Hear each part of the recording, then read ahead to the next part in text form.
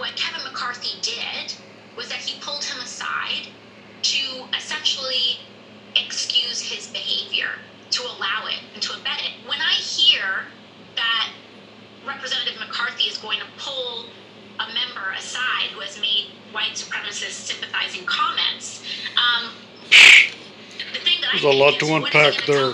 Keep it up. Okay, joining me now is former Florida Congressman. Yeah, and Ted Cruz tried to kill her. It's great to see you. You know, in her conversation over there on MSNBS, AOC's a maniac. Racist comments. Do you know what she's talking about? She even looks like an ex-girlfriend of mine. Hello, Chris. Thanks for having me on. And Loretta. My former colleague from New York, kind of lives in a different universe. And I would encourage you to get out and visit the country, visit this great nation of ours, and see what it is. Of course, she wasn't as crazy as AOC. The last one I had, and she's saying Kevin McCarthy would not hold us accountable. There was nothing to be held accountable. She made a false claim about a conversation I had. It changed the narrative, Chris. That narrative she took from her policies advocating for getting rid of the police force 100%. The world was going to end in 12 years. She's got a problem with her hormones. Custom Border Patrol agents were making detainees. She drinks too much soy. Were all lies. Yet, when I had my interaction with her, it was to question her policies, strictly her policies advocating for shoplifting, that it was okay. And she changed that into a narrative of misogyny, racism, patriotism, afraid of offending women. And there's a word this is the word of the day. It's called sophistry. And what sophistry is telling a lie so passionately to get people to believe in it. And I think she believes in that stuff. And, you talk to people today, I have a lot of conservative black friends, Hispanic friends, Asian friends, and you ask them about racism, and they said, are you kidding? It's nothing like it was, the war. There's really no such thing as racism. These days, only the media. Only the media says there's racism. The last time I experienced The somebody like leftists. Alexandria Ocasio-Cortez in the current Socialist Democrat Party, I was in the 5th grade. And this is what they do, folks. It's an agenda. They want a race war. Ocasio-Cortez hates cops, so she wants to get rid of cops all over the country. So because that would make poor neighborhoods full of Latinos and full of black people less safe, I can call Alexandria Ocasio-Cortez a racist. See, that's how it works.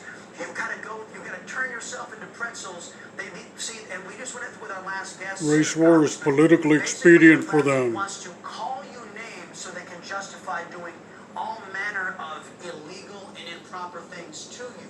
Whether it's Antifa on the streets or it's Alexandria Ocasio-Cortez and her squad in Congress. Am I fair in saying that? You're absolutely right. I mean, you hit the nail on the head.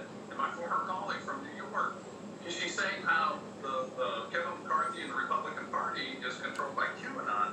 The truth of this is, when I had my interchange with Kevin McCarthy about the incident with my colleague from New York, he wanted me to apologize. And I says, Kevin, I cannot apologize for that which I did not say. And so we had a discussion. He says, Ted, if you don't do this, the squad, my colleague from New York and her group, we're going to have me censured. And then once I'm censured, this is what happens. They can strike anything I've ever said in the congressional record, remove it forevermore, and then they will remove me from committees. And so I saw the writing on the wall, and this is the important part. I went up there and I made an apology to Congress for adding more strife to a contentious body already, and I could have been more professional and called my colleague from New York's office. But the interesting thing is, Steny Hoyer was on the floor, the majority leader of the Democratic Party, 80 years old, and he accepted my apology, and he said it was earnest and it was sincere. But the next day, the squad got on to him that night, and it put so much pressure on him and Nancy Pelosi that he got up the next morning and he went up to the House floor and said, I watched that again, and that was not a sincere apology. This is the power this young group of people. They're lunatics. They're fascists.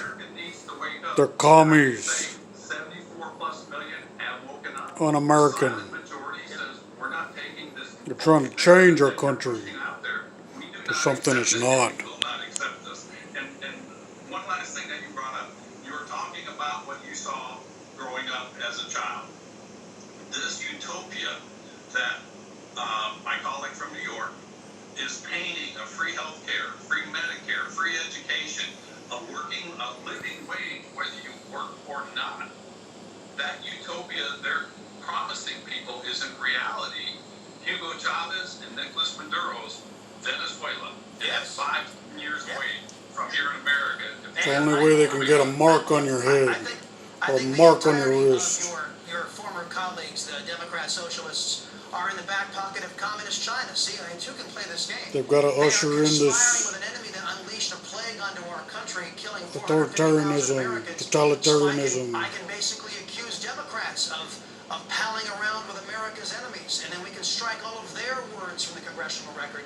But of course, your party doesn't seem to want to go down that road, and that's what I want to talk to you about. The final question. You know, you left Congress making a promise to self-impose term limits. Article 5 Convention of the States, there's a movement in our country to make that happen, because there are a lot of leaders in Washington that don't have the good sense like you to say, hey, you know what, I did my bid for king and country. They just want to stay there forever and collect the taxpayer-funded paycheck. Would you support an Article 5 Convention of States initiative to put a constitutional amendment for term limits?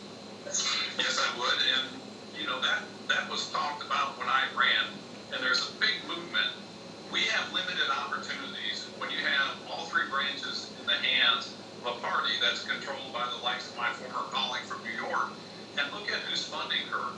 People from the Democratic Progressive Party are funding her. That party is a Marxist, communist party. Exactly. You can look up the history of that. That's where the funding and the ideology is coming. And that's the ideology they're leading to. So when you're That's the Trojan horse. Joe Biden, Kamala Harris. We're probably more serious about reaching an Article 5. Amen to that. Hey, Congressman, I'm plumb out of time. Yeah, amen to that. I'm plumb out of time. We got to get you back on. I look forward to more conversations, sir. Joe Biden's White House. Nice tie, looks sharp. Secretary Jen Psaki. Yikes. He's prepared. Gotta move the camera away. This girl should wear some makeup. Coming up next on Newsmax TV. It's a feminazi.